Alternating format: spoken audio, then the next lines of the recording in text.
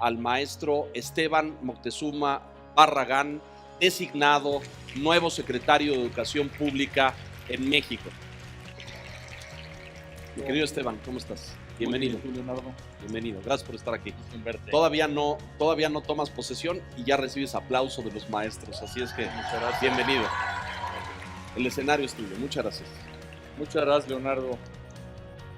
Pues antes de iniciar, quisiera yo agradecerle a Carlos Jean González, presidente de la Fundación Banorte, haberme invitado y haber organizado este simposio, y a Friné Salguero, que es la directora ejecutiva de la Fundación, porque creo que es muy buena idea el hecho de hacer este evento con directoras y directores de preescolar.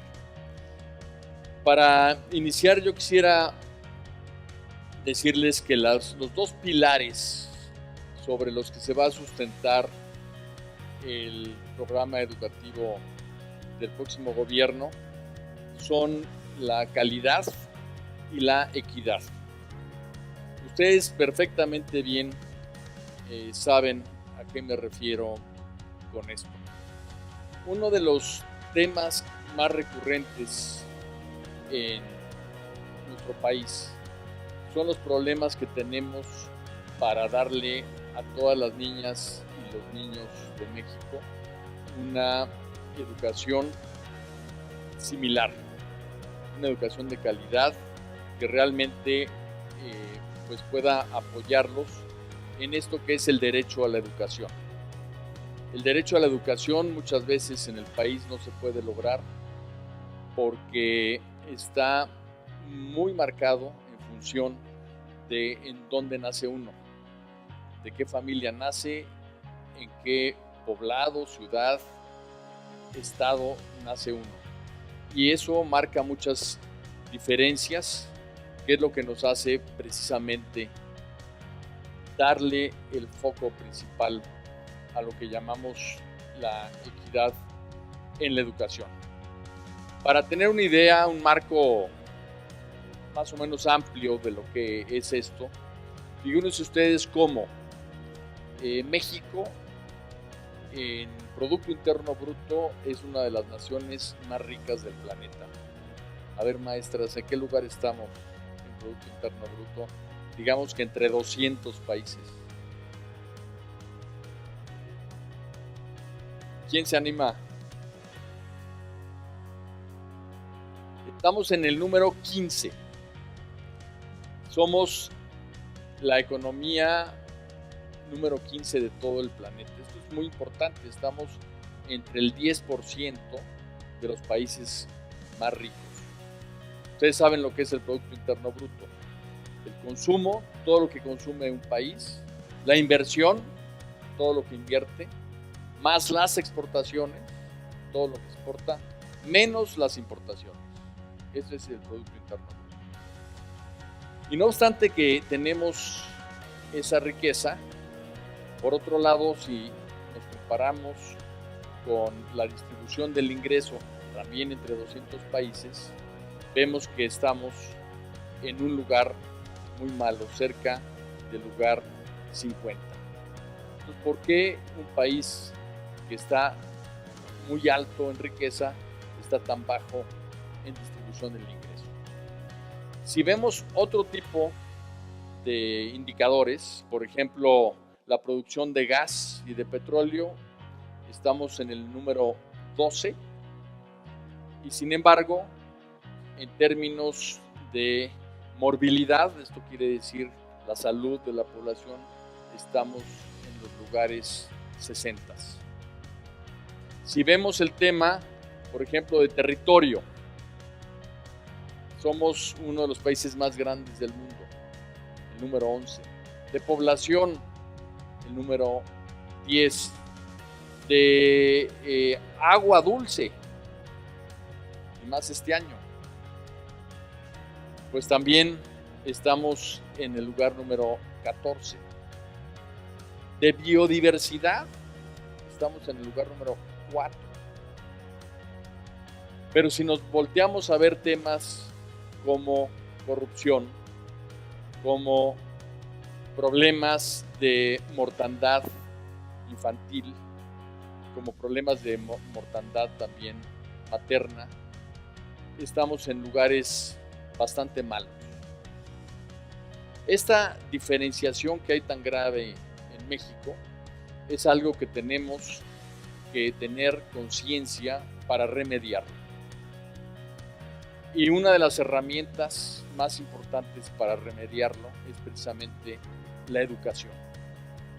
Entonces, pues si la educación es una de las palancas para mayor equidad social, pues vamos a darles a todos los niños y niñas de México la oportunidad de estudiar. Y ahí nos enfrentamos con el primer problema. Que todas las niñas y niños tengan la oportunidad de estudiar no es suficiente. ¿Por qué? Porque hay niñas y niños que llegan a preescolar ya con problemas muy serios de aprendizaje, de nutrición, de autoestima, y ustedes lo saben mejor que yo porque lo viven todos los días. Entonces, obviamente, si estamos hablando de equidad, tenemos que diferenciar la equidad de la igualdad.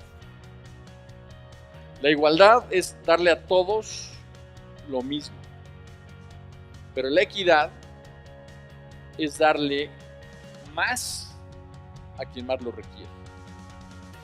Y en México hay muchísimas niñas, muchísimos niños que requieren de un apoyo especial para su desarrollo en términos de equidad con el resto de sus compañeros.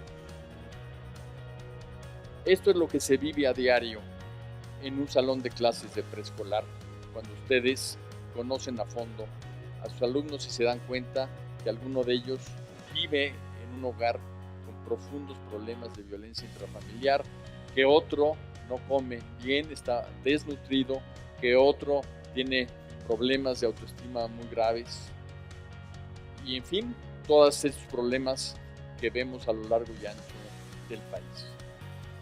Pero estos problemas también tienen una especie de expresión geográfica. Si ustedes analizan la historia de México, se van a dar cuenta que en realidad vivimos un país que está dividido por grandes núcleos. Un México moderno que pues está al tú por tú con cualquier país.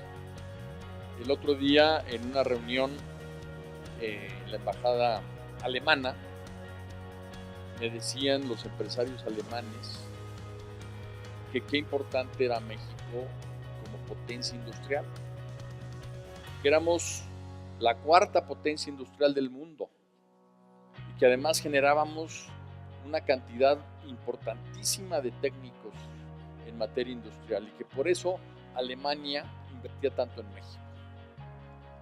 Que la mayoría de los países desarrollados estaban yendo por otro tipo de economía, pero que México seguía siendo una potencia industrial. Dicho por alemanes, los mexicanos seríamos incapaces de hablar tan bonito del país. Pero por otro lado tenemos un México tradicional que está tratando de sobrevivir todos los días. Son estas tiendas familiares, las farmacias, los estanquillos, los negocios que de repente ven que vienen cadenas internacionales que venden todo mucho más barato y que tienen una presentación mucho mejor y que empiezan a poner en riesgo todos estos negocios, y es este México tradicional que sufre tanto el fenómeno de la globalidad. Y finalmente tenemos un México marginado, fundamentalmente indígena, que vive del autoconsumo, de la autoproducción, que no le importa mucho si el dólar se aprecia o se devalúa, porque está realmente en un mundo totalmente aparte. Y estos tres Méxicos casi no se tocan. Es mucho más fácil que se den relaciones entre los mexicanos que viven en el México moderno con otros países que hacia el interior de la República. Y mucho menos hacia el interior de otros grupos sociales. Algo muy importante para lograr esta equidad es tomar conciencia que debemos también de invertir más en lugares que tienen mayores problemas. En la mañana estuve en una reunión para ver dos temas de dos grandes instituciones de la Secretaría, que son el INEA y CONAFE. Y una de las cosas que llama la atención es que a los más pobres en México se les da la educación más pobre. Y lo que queremos es empezar a cambiar precisamente esta fórmula y empezar a darle la mayor atención al México que más lo necesita. Y lo mismo sucede en los niveles educativos. La educación básica de milagro incluye el preescolar, porque casi toda la educación básica está centrada en primaria y secundaria. No obstante, que ustedes saben perfectamente bien, la educación preescolar determina el resto. La educación preescolar no solo determina el desempeño en primaria o en secundaria, también en media superior y en superior, y determina el futuro de esta niña o de este niño. Entonces, así como hay zonas del país olvidadas, así también hay niveles educativos olvidados a los que les vamos a tener que dar prioridad. Y uno de ellos, sin lugar a dudas, es preescolar. Todos los estudios, ustedes recibieron ayer aquí a nuestro amigo, ¿cómo se llama? A Richard Davidson, que les habló de habilidades socioemocionales, etc. Todos los estudios neurológicos hablan de cómo se va formando el cerebro humano en los primeros años de vida. Y cómo en la medida en que en esos años esté bien nutrido ese niño, esté bien querido ese niño, tenga una estimulación temprana, se va a determinar el resto de su vida, no solo en inteligencia formal, digamos, sino también en inteligencia emocional. Entonces, el preescolar es una etapa de vida que es como los cimientos de una casa. ¿Cuándo se cae una casa? Cuando no le hicieron bien los cimientos. ¿Y qué son los cimientos de la educación? Precisamente el preescolar. Entonces tenemos que darle al preescolar una atención muy especial para poder fincar sobre esa educación el resto de todo el tránsito educativo.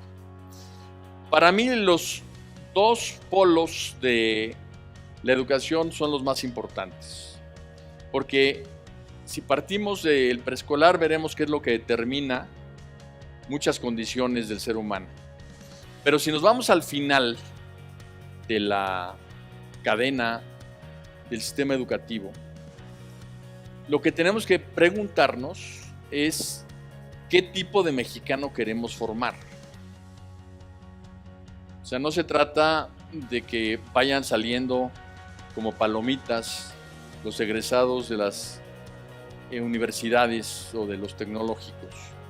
Se trata de que tengamos un diseño del mexicano, del ciudadano que queremos formar. Y digo del mexicano porque no estamos formando personas de otros países, estamos formando mexicanos que deben de querer, amar, disfrutar, presumir a su país.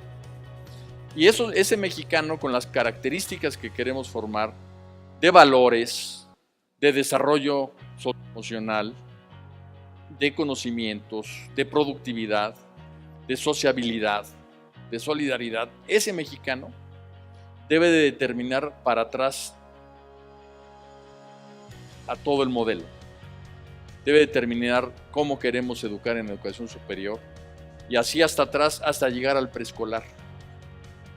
Entonces, para ver lo que queremos hacer en preescolar, tenemos que tener muy claro la imagen objetivo del mexicano que queremos formar.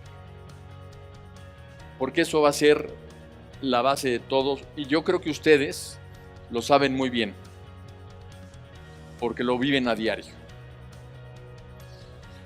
En la propuesta que estamos nosotros desarrollando, hemos tomado en consideración la opinión de muchísimas maestras y maestros.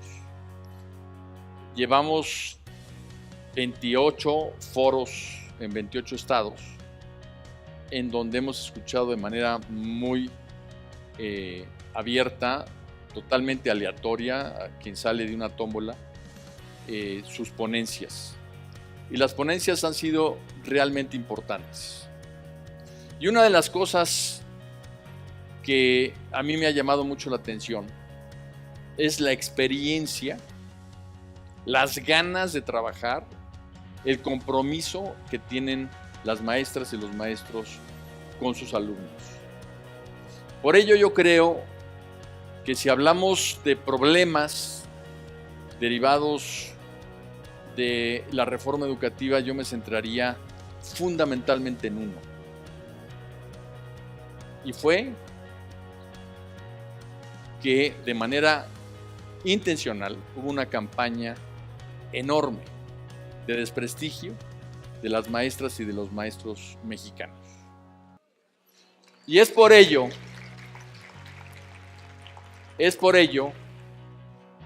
que ahora de manera intencional va a haber una campaña muy fuerte de revaloración de las maestras y los maestros mexicanos.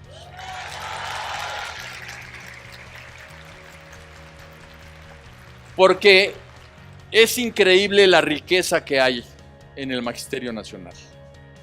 De experiencia, de conocimientos y sobre todo de voluntad por sacar adelante las cosas. Yo siempre he dicho que nuestros maestros dan mucho más de lo que reciben, porque tienen vocación.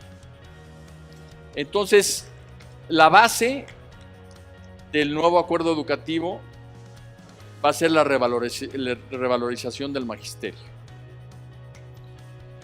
Después vamos a tener estas dos columnas que son calidad y equidad. Y una de las cosas que queremos hacer es darle un énfasis muy especial a la capacitación. Pero una capacitación que esté verdaderamente vinculada con el tema del desempeño. Que ustedes sientan que el curso que tomaron los está ayudando a ser mejores. Que realmente vean que están tomando nuevas herramientas para hacer mejor las cosas dentro de su salón de clases. Esa capacitación va a ser producto de una evaluación, pero es una evaluación diagnóstica. Una evaluación en donde podamos ver cuáles son precisamente las fortalezas y las debilidades que debemos de atender en el sistema educativo y que deberán además estar literalmente personificadas a cada maestra o maestro. Yo no he escuchado en ningún foro de todos los que llevo, y he escuchado, el otro día me estaban haciendo las cuentas, a cerca de 80,000 personas. Nunca he escuchado a un maestro que diga que está en contra de la evaluación. En Sonora, ya que hay muchas personas de Sonora, una maestra dijo: ¿cómo vamos a estar en contra de la evaluación si somos evaluadores? Obviamente se está en contra de la evaluación que se está llevando a cabo. y esa es la evaluación que ya no se va a realizar. Porque lo que se va a realizar precisamente es la evaluación diagnóstica. Una de las prácticas más interesantes que hacen los maestros es la evaluación entre pares. Es muy común, y esto también lo hemos visto en los foros, que la relación que hay entre los maestros y el director en términos de intercambio profesional para hacer mejor las cosas es común, no es nada ajeno. Y esa evaluación entre pares es algo muy importante.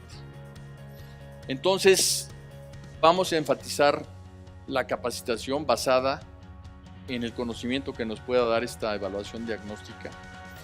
Y algo que es fundamental, el origen de todo el proceso educativo, que es la normal. Las normales las tenemos que fortalecer porque son precisamente pues el semillero de donde salen las maestras y los maestros. Entonces es una verdadera torpeza el no estar trabajando hombro con hombro con las normales para que estén cada vez en mejor situación y que salgan mejores maestras y maestros de estas normales. Yo quisiera comentarles que otro tema para nosotros muy importante en materia de equidad es que los niños y sobre todo los jóvenes en nivel media superior no tengan la tentación de salirse de la escuela para trabajar. Y es por ello que se está diseñando un sistema nacional de becas y van a ser alrededor de 10 millones de estudiantes de todos los niveles que van a tener una beca para poder estudiar y olvidarse de presiones económicas, de su transporte, de su comida, de su alojamiento. Y en el caso específico de media superior, la beca va a ser universal. Todos los jóvenes en media superior van a tener esta beca.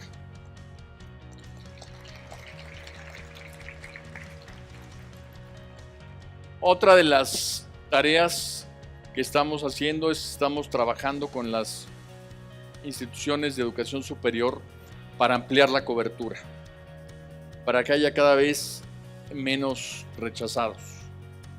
Parece mentira que en el país haya alrededor de 200,000 rechazados anuales y que no pase nada.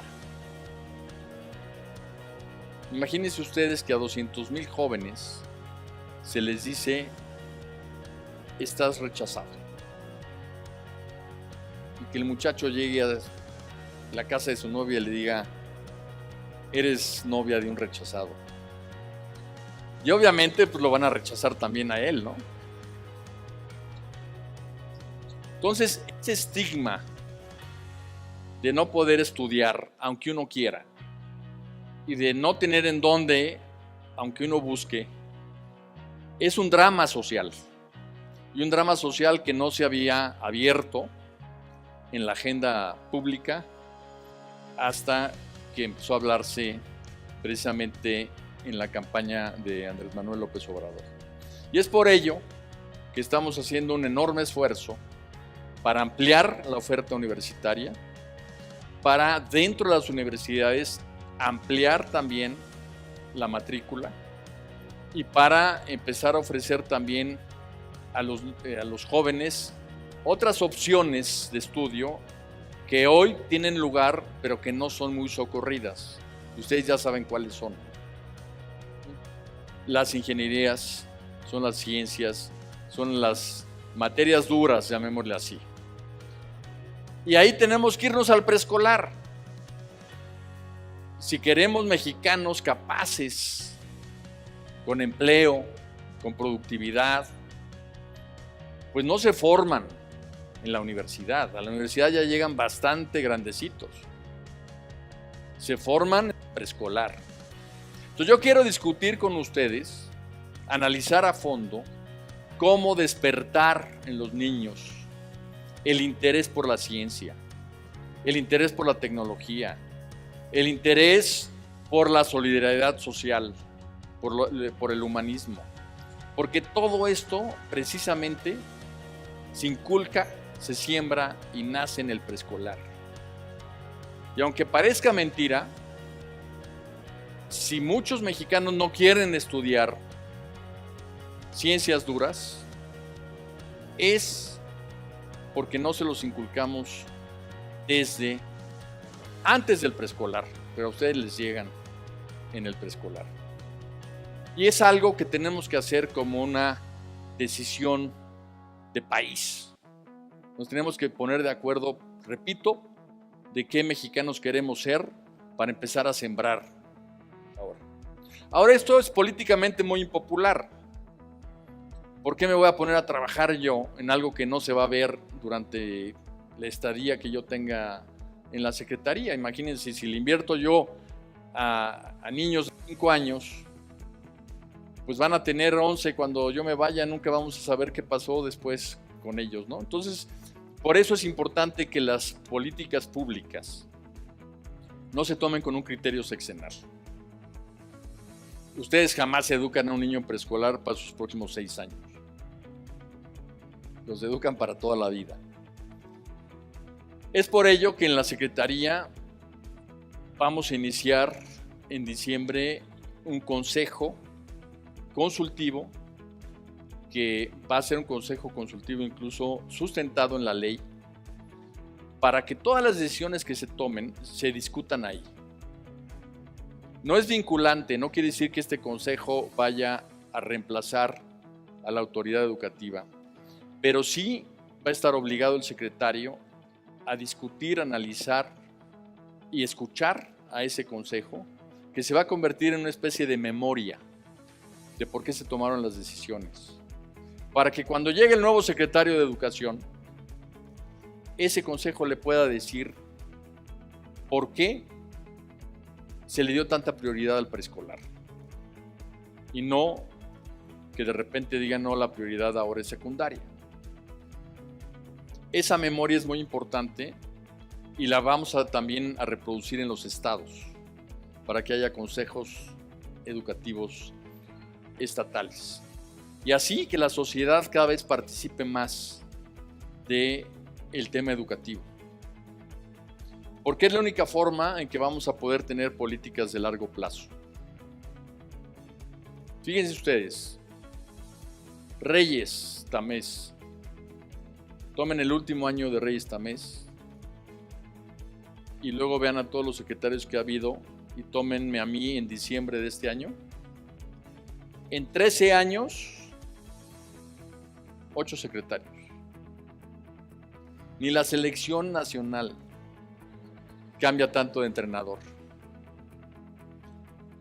Entonces, en la medida en que logremos la participación de todos ustedes en la definición de políticas públicas y una intensa colaboración social en la educación, le podemos dar rumbo a la educación y que pueda mantenerse por buen rumbo.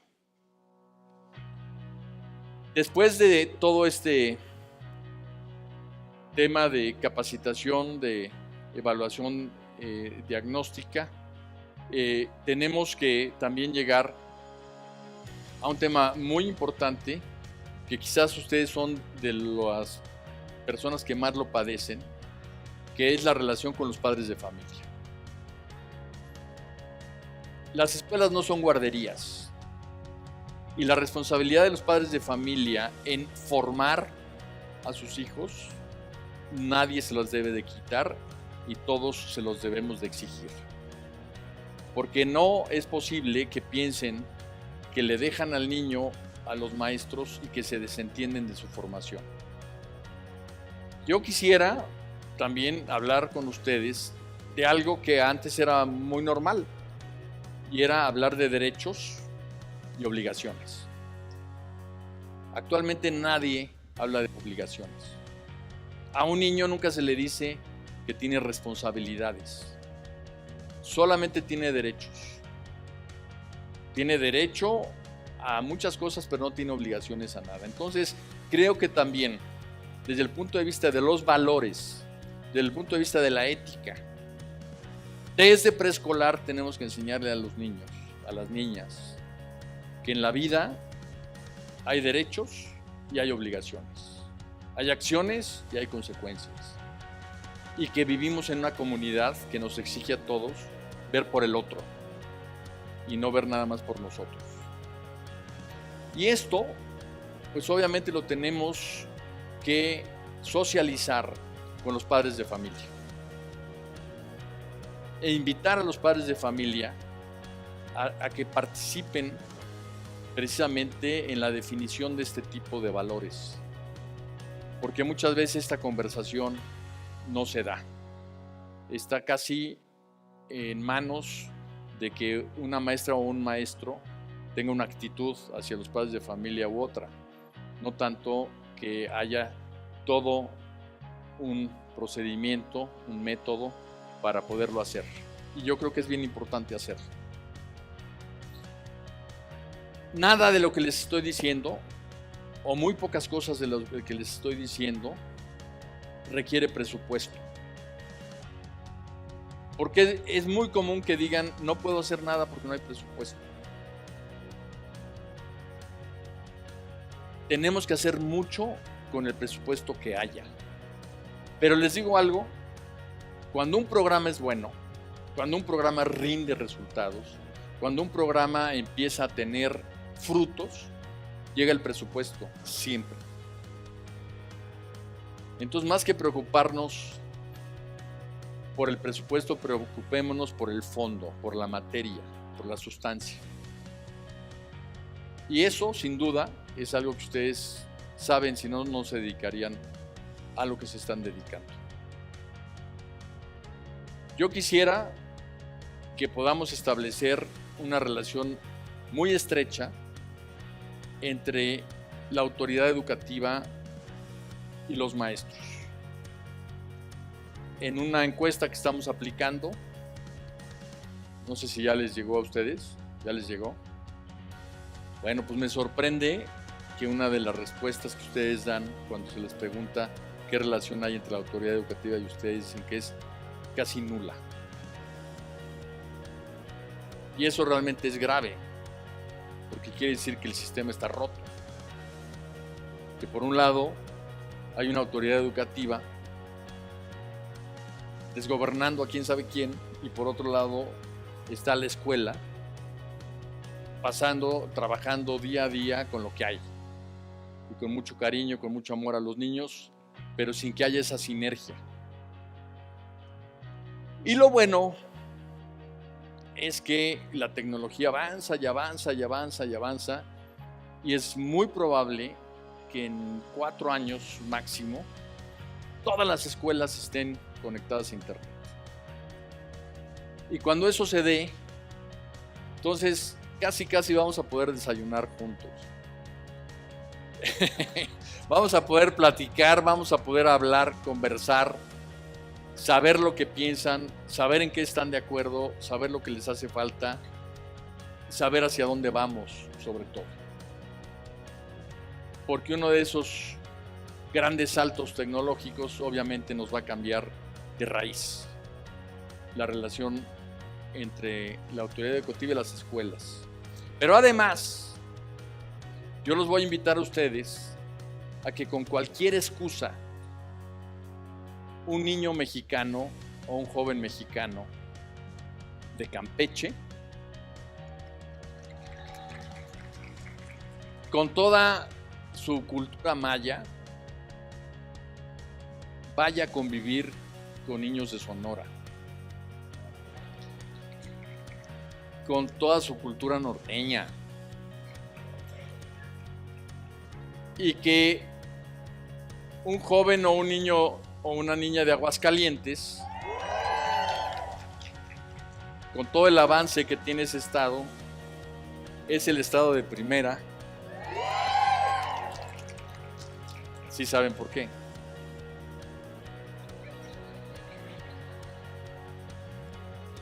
Dicen que Aguascalientes es el estado de primera porque si le meten segunda ya se salen del estado. Pero un estado que en materia educativa está muy bien,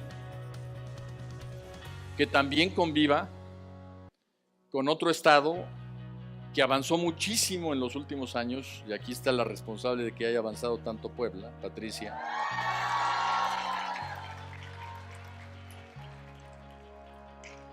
Porque esto que les dije al principio de ese México que está diferenciado en su geografía, que está diferenciado en sus culturas, cuando se conoce y se conecta, se enriquece de una manera impresionante.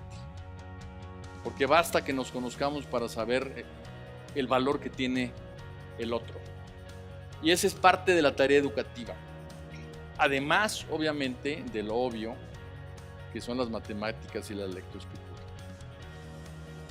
Entonces, yo los invito a un periodo de mucho trabajo, de mucha comunicación, de mucha reflexión y de mucho amor por nuestras niñas y niños para darles un país que realmente los enorgullezca. He estado platicando con un grupo de historiadores para, por ejemplo, reinterpretar nuestra historia. Porque a todos nos dicen que somos hijos, históricamente hablando, así como para los gringos tienen sus fathers, founding fathers, ¿no? Y están orgullosísimos de su origen.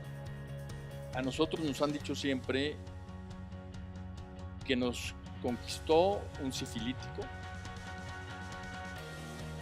que conquistó a un pusilánime y que en medio había una prostituta.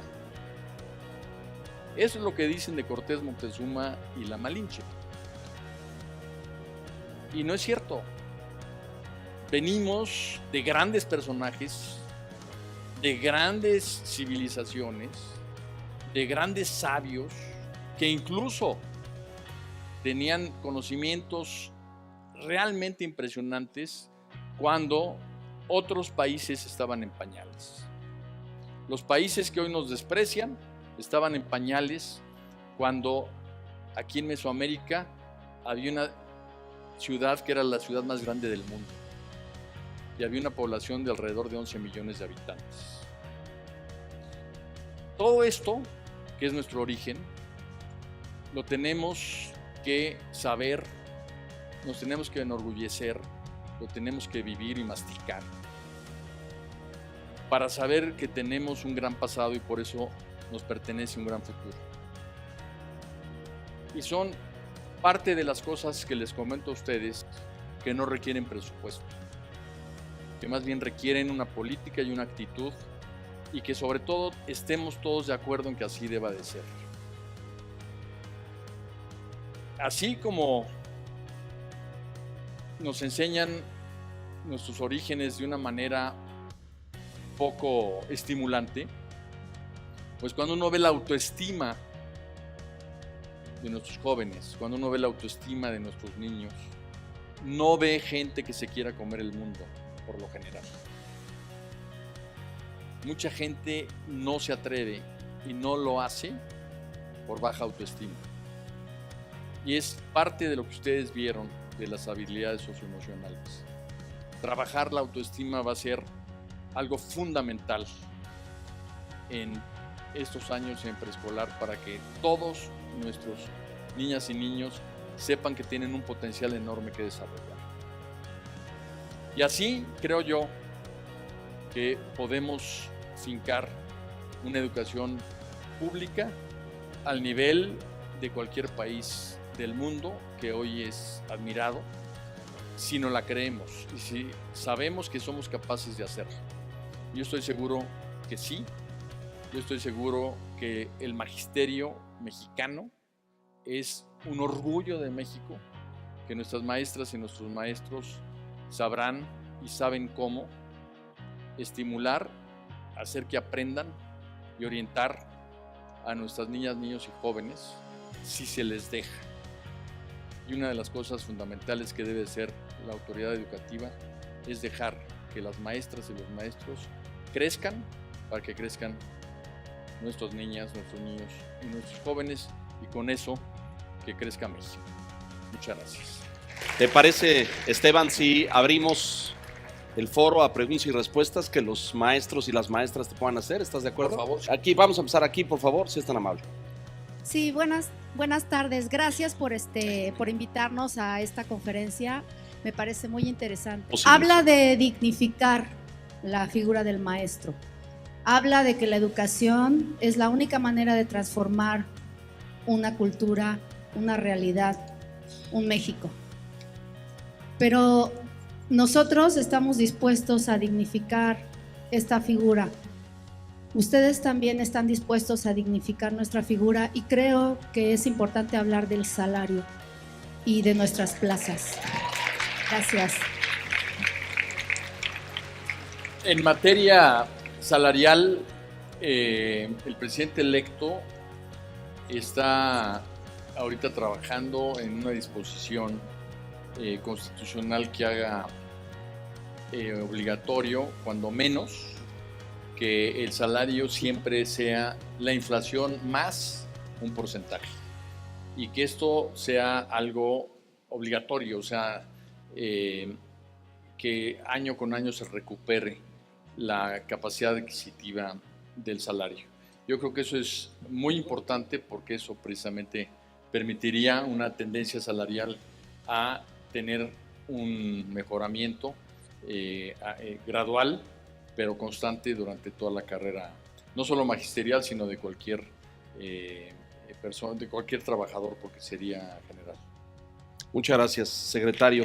Buenas tardes, señor secretario. Me interesa mucho saber lo siguiente. Usted el día de hoy nos ha platicado sobre 3 puntos muy importantes sobre los que se va a basar la política educativa, como la calidad, la equidad y la capacitación. Yo soy docente del Centro de Actualización del Magisterio en la Ciudad de México. Nos importa mucho saber cuáles van a ser los cambios que realmente se van a hacer a los planes y programas 2017, porque hoy día muchos maestros se han capacitado para poder atender esta necesidad que el gobierno saliente pues nos dejó, y ahora queremos saber qué es lo que va a pasar, de qué manera el Centro de Actualización del Magisterio puede ayudar a esta propuesta que usted tiene para que sigamos apoyando a los docentes. Muchas gracias. Bueno, lo que hemos determinado precisamente en función de la capacitación que ha tenido el magisterio con respecto a los planes y programas es que se van a mantener los libros de texto que se iniciaron con este ciclo escolar, que son primero y segundo de primaria, primero de secundaria, y el año que entra entrarían los nuevos libros sobre los que están capacitados, en lo que de manera conjunta se elaboraría todo el paquete del modelo educativo, más los planes y programas, más los libros de texto, más la capacitación. Entonces, como es un proceso gradual, es un proceso, digamos, para uno de los problemas que tenemos ahorita, no es problema, pero uno de las acciones que tenemos ahorita y que lo estamos viendo de manera coordinada con la Secretaría de Educación Pública y con Otto Granados, es, por ejemplo, la compra del papel para los libros de texto que se van a entregar en agosto del año que entra, ¿no? Entonces, son temas de largo plazo o de mediano plazo que estamos considerando, y lo mismo, todo el esfuerzo que ya se hizo en materia de capacitación pues va a ser útil precisamente porque los cambios vendrán en los subsiguientes años. Muchas gracias. De este lado tenemos más. Maestra, si es tan amable. Sí, buenas tardes, por acá estoy. Muchas gracias por la oportunidad de estar en contacto. Nos queda muy claro que les interesa mucho escucharnos, y gracias a Banorte por este espacio. Mi nombre es Joana, soy directora de Educación Especial en Aguascalientes, y también gracias a Banorte por abrir el espacio para Educación Especial también. Primero que nada, seguir pidiendo el apoyo para Educación Especial, que vamos hacia esa educación inclusiva, pero que nuestro rol es muy importante y que no desaparezca, por favor, primero que nada. Pero por otro lado, como les decía, soy directora a raíz del examen de promoción, a mucha honra, con mucho gusto, con mucho empeño hicimos un examen, pero a partir del resultado se nos perjudicó descompactando de nuestro sueldo lo que ya habíamos ganado de carrera magisterial. En mi caso yo estoy en nivel A, es poquito, pero tenemos maestras directoras que estaban en nivel E y se descompactó del 0,7 la parte que correspondía a carrera magisterial y se desapareció el pago de CR, que era un concepto que se nos pagaba quincenalmente. Y a nivel estatal no hemos tenido respuesta, nos dicen que es a nivel federal. Esto es un problema de la administración actual y la respuesta es que venga el gobierno que viene y lo resuelva. Así lo están planteando. Es totalmente injusto porque es algo que tienen que resolver ya, porque es de un presupuesto que ya se asignó y no se ha cumplido. En mi caso, desde el 2015 soy directora, aproximadamente desde entonces es que se debe ese dinero. Gracias, maestra. ¿Sí? Gracias. Muchas gracias. Bueno, el tema que comentas es muy serio. En la mayoría, si no es que en todos los foros a los que acudí, tuve muchísimas quejas de, por ejemplo, maestros que fueron idóneos desde el 2016 y que no habían recibido su incremento, y muchísimos temas relacionados con el servicio profesional docente, el tema de la separación de carrera del servicio, el tema de no pagos de idóneos, y es un problema administrativo muy serio porque implica a decenas de miles de maestros y esto significa decenas de miles de millones de pesos. Entonces, nosotros estamos abriendo mesas no quiero decir de negociación, porque si a alguien le pertenece un salario y no se le ha pagado, no se negocia, se resuelve. Entonces, estamos abriendo mesas de trabajo precisamente con todos los trabajadores de la educación, con el CENTE, con la CENTE, con otros representantes estatales, etcétera, para resolver todo el tema administrativo y poder irles dando solución a estos problemas que en derecho les asiste y que desafortunadamente pues están olvidados desde hace años y han causado ya un problema muy serio y van a causar, ¿no?, una presión presupuestal realmente grande, pero sí estamos sobre ello y vamos a solucionarlo en la medida del, digamos, de la posibilidad de tener presupuesto para irlo acotando, pero que haya un plan de recuperación lo antes posible. Muchas gracias, gracias. De este lado, Esteban, por favor, maestra, la escuchamos. Muy buenas tardes, señor secretario, es un placer conocerle y sobre todo tengo dos preguntas. ¿Qué estrategia implementará para que la educación preescolar sea realmente obligatoria, no nada más en ley, sino también en acción? Y la otra, como estrategia para la descarga administrativa tan necesaria para que nos centremos en lo pedagógico. Preescolar obligatorio es algo que se discutió muchísimo. Incluso yo fui oficial mayor y subsecretario de Educación Pública a principios de los 90 y no se quiso hacer obligatorio el preescolar porque no se podía cumplir en ese momento con la obligatoriedad. Entonces es un tema que tenemos que ver a lo largo del sexenio y decir, en los 6 años de gobierno tiene que haber el 100% de cobertura. Porque el problema que tenemos es en los dos extremos, en preescolar y en media superior. En media superior también hay un problema muy serio de cobertura y también es obligatorio. Entonces sería un programa a 6 años. Y en cuanto a la descarga administrativa, aquí hay dos temas fundamentales. Uno, lo que vamos a buscar es que haya un solo canal que pueda solicitarle información a las escuelas, ¿sí? Segundo, ver qué es lo que se hace con todos los informes, los formatos y todo lo que ustedes hacen. Porque es muy probable que estén en un cajón y que nadie los esté utilizando. Entonces, necesitamos información pertinente solamente, no necesitamos muchas otras cosas. Y volvemos a la tecnología. Creo que afortunadamente vamos a tener de nuestro lado el avance tecnológico para poder de una manera mucho más sencilla procesar toda esa información. Pero si hay algo que en los foros siempre se aplaudió, como en este momento a quien denunciaba el tema, era que la descarga administrativa era una necesidad, y estamos plenamente conscientes de eso. Por eso trajimos unos formatos para que los llenen ahorita.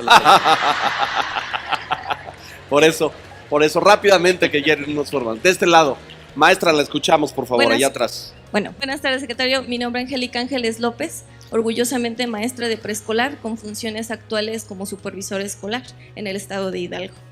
Y bueno, mis preguntas serían muchísimas, pero solamente me voy a limitar a dos. Una es, usted comentó en su discurso que le van a dar prioridad a la evaluación diagnóstica. La institución que actualmente hace esta evaluación es el INE. Se ha comentado en diferentes medios que el INE desaparece. A mí sí, la verdad, esta noticia me impactó, porque sabemos que el INE no solo aplica la evaluación punitiva que le tocó aplicar, sino que hace muchísimo más cosas, ¿no? Entre publicaciones, evaluaciones diagnósticas, informes. Entonces es una institución en el sentido extenso de la palabra. Entonces la verdad, esta noticia a mí me impactó, y lo cual ahorita me causa contradicción con lo que acaba de mencionar. Y otra cuestión es pues también señalar esta parte de la continuidad de las políticas. Usted señala que van a crear un consejo para que haya continuidad de las políticas que ustedes van a plantear hacia adelante. Yo diría que también tendrían que ver ustedes también hacia atrás. Digo, no todo lo que se ha hecho está mal en educación, hay cosas malas como la evaluación punitiva, pero también hay cosas buenas y que nosotros reconocemos que son buenas. Entonces yo recomendaría eso, también virar hacia atrás y dar esa continuidad a las políticas, porque a veces con tantos cambios a los maestros nos tienen brincando de una cosa a otra, apenas estamos empezando a hacer algo, cuando llega alguien más nos cambia las cosas y otra vez volver a empezar a hacer otra cosa. Muchas gracias. Gracias. Nosotros estamos, precisamente para eso se hicieron todos los foros, toda la consulta. Estamos trabajando en el nuevo paquete legislativo. Para empezar, el INE no es producto de la reforma educativa, el INE ya existía desde antes. El tema de los cambios que va a haber son cambios que fundamentalmente ha exigido el propio magisterio, porque hubo un tema muy serio en la relación entre autoridad educativa y magisterio. Y lo que a veces yo digo es que es como si a una jarra de agua de limón le echó a alguien una cucharada de tierra y luego te dicen, oye, ¿por qué no lo separas y nos quedamos con lo bueno y quitamos lo malo? Entonces, lo que estamos haciendo es una nueva legislación que va a considerar todo lo que sea necesario para tener una educación de calidad, con equidad, y que va a considerar tanto el tema de promoción como de evaluación, como de carrera magisterial y todo lo que sea necesario para darle certidumbre al maestro dentro de este nuevo esquema. Pero para precisamente no hacer una especie como de un nudo ahí entre lo nuevo y lo viejo, vamos a hacer algo totalmente nuevo. Yo me atrevo a decir que, por ejemplo, en la reforma constitucional, lo que vamos a tener como producto va a ser mucho mejor de lo que había. Y no solo va a ser algo mejor para la educación, sino también para el magisterio. Muchas gracias. Vamos a escuchar. Gracias. Aide Fuentes, jefa de sector de preescolar del estado de Puebla, que orgullosamente lo va a recibir a usted y a su equipo en Puebla. Gracias. ¿Será que sí? Sí. Le quiero comentar y confirmar la petición de mi compañera que habló hace un momento acerca de solicitarle un poquito, obligar a nuestros papás a que le den el valor justo a preescolar, haciendo que las primarias no reciban a los niños si no han cursado preescolar. Porque si no, el papá no le da la importancia. Y de verdad, licenciado, eso pasa. Entonces, pedírselo así. Entendemos el derecho a la educación, entendemos muchas cuestiones. Lo mismo educación inicial, que le demos el valor a educación inicial para que podamos así recibir a nuestros pequeños en preescolar. Esa es mi petición. Muchas gracias. Gracias. Muchas gracias. Aquí tenemos una, a ver. Yura Canchira, Hahuishi Narak Nanguigua. Buenas tardes a todos. Por favor. Vengo de un pueblo indígena, orgullosamente, Nguigua, conocido como Popoloca. Y mi pregunta es la siguiente. En educación indígena, nosotros los maestros nos toca trabajar en zonas marginadas, con niños donde tienen mucha marginación por hablar otra lengua. Usted como secretario de Educación, ¿cómo impulsaría la educación indígena y a darnos el valor que merecemos, porque lo merecemos, pero que se nos ha descuidado o a veces o menospreciado por hablar una lengua? Muchas gracias. Bueno, hace un momento hablábamos precisamente de estos Méxicos que están a veces muy distanciados el uno del otro. Y obviamente el México más marginado es el México indígena. Lo que sucede en el cerebro de un niño que habla una lengua indígena y que habla español es lo mismo que sucede en el cerebro de un niño que habla alemán y japonés. Entonces lo que tenemos que valorar nosotros los mexicanos es que tenemos una enorme riqueza en lenguas, que además todas y cada una de ellas es una expresión del universo, de la realidad distinta, que nos habla de la riqueza que tenemos como nación. Históricamente, por eso estamos hablando de reinterpretar nuestra historia. Históricamente, pues se preguntaba si los indígenas tenían alma o no. Allá en Europa preguntaban muchas cosas y solo muestra que en esa época había mucha ignorancia también de aquel lado, ¿no? Entonces, aquí el tema es, uno, rescatar el valor de la lengua. Si ustedes, por ejemplo, escuchan a una persona que conoce a fondo una lengua indígena y les empieza a narrar qué quiere decir cada expresión, cómo se saluda, cómo la relación humana es distinta que el castellano por muchas razones. Uno empieza a apreciar esas lenguas, pero falta total información. Segundo, ¿por qué le vamos a pagar igual? ¿Por qué le vamos a pagar distinto a un maestro de inglés que a un maestro en lenguas? Deberían tener el mismo salario, porque son bilingües, exactamente, ¿no? Y por ahí deberíamos de empezar. Tercero, y eso es algo muy importante, en el tema indígena se está trabajando mucho, porque llega el caso de alguien que dice hay que mandar un maestro de lengua indígena a tal comunidad, como si la lengua indígena fuera la misma, y mandan a una persona que habla otra lengua, pero es lengua indígena, ¿no? Entonces es un poquito como esa arrogancia de la Ciudad de México cuando habla de la provincia, como si todo fuera lo mismo fuera de la Ciudad de México. Este es un tema cultural y un tema que afortunadamente se está rescatando, y cada vez más quien tiene un origen indígena se siente más orgulloso de su origen. ¿Sí? ¿Por qué? Pues porque tiene ese plus que no tienen los demás. Puede ser bilingüe, puede ser muy hábil en muchas cosas, puedes tener una concepción distinta de la naturaleza. Y cuando se habla de la gran reserva moral que tiene México, es fundamentalmente sus pueblos indígenas.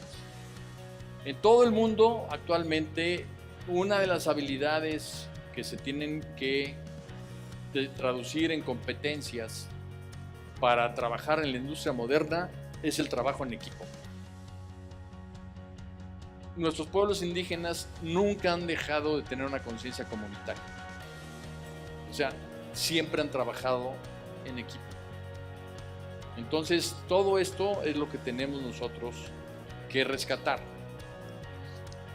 recuerdo cuando en una conferencia una persona que habló antes que un servidor dijo que en México no había tanta solidaridad como en Estados Unidos, porque en Estados Unidos el 10% del Producto Interno Bruto lo generaban las organizaciones no gubernamentales y había tal y tal cosa, y entonces empezó a hablar maravillas de la sociedad norteamericana y pestes de la sociedad mexicana de que no éramos solidarios. Entonces le pregunté yo si sabía lo que era el tequio.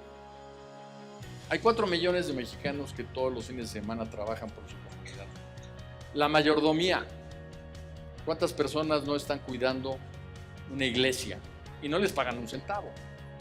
Y en fin, no los quiero aburrir, pero tenemos en México una gran tradición, fortaleza de precisamente solidaridad social que muchas veces no conocemos y por lo mismo a veces despreciamos como mexicanos.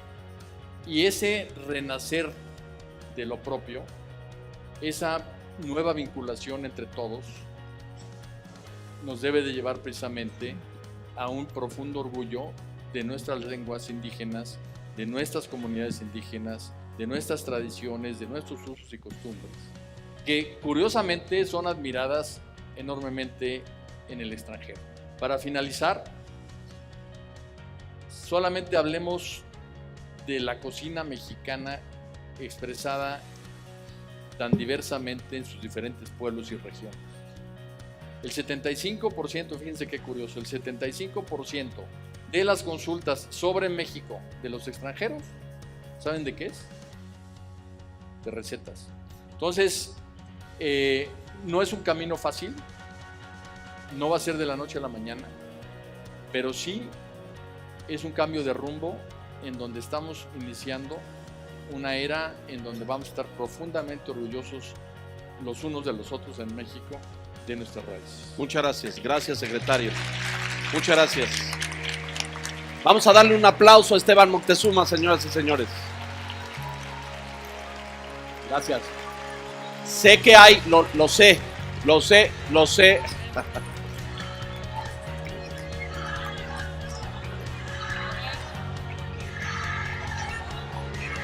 A ver, déjenme decirles gracias.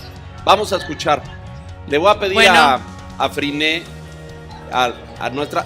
A ver. Sabemos que hay muchas preguntas y esperamos seguir haciendo este tipo de foros en donde puedan seguir contestándoles y abrir estos diálogos. Creo que ha sido una muy buena oportunidad. Aquí lo ponemos. Muchas gracias. Queremos agradecerle al maestro Esteban Moctezuma su presencia en este foro. Esteban, muchas gracias. Y queremos aprovechar también para refrendar el compromiso que tiene tanto el nuevo gobierno como Fundación Banorte y los más de 1000 asistentes que estamos aquí para seguir fortaleciendo la educación preescolar, que me parece que es de suma importancia para todos nosotros, ya sean centros comunitarios, ya sean preescolares y todos los que estamos aquí presentes. Estamos aquí con la voz de todos. Entonces, nada más, si me acompañas a la clausura. Gracias. Le agradezco a todos los patrocinadores, a nuestros ponentes y talleristas, al maestro Aarón Linares y su grupo de voluntarios, muchas gracias, y a todos y todas las asistentes de hoy, aliados, muchas gracias y espero lo hayan disfrutado. Buenas tardes.